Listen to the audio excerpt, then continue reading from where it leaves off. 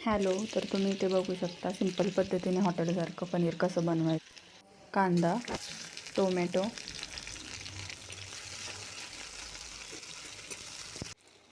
वाटाणे,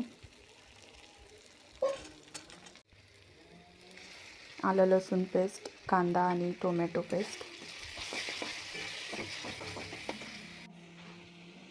फुटाण्याची पावडर, चटणी,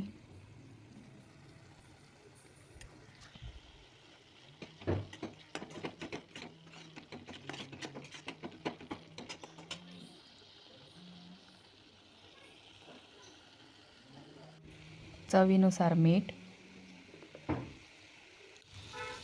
1 चमचा दही,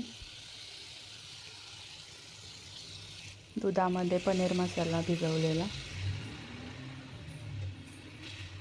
व्यवस्थित भाजून घ्यायचं सगळं तेल सुटेपर्यंत.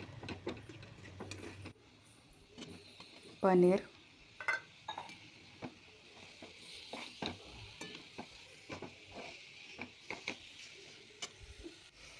थोडंसं पाणी,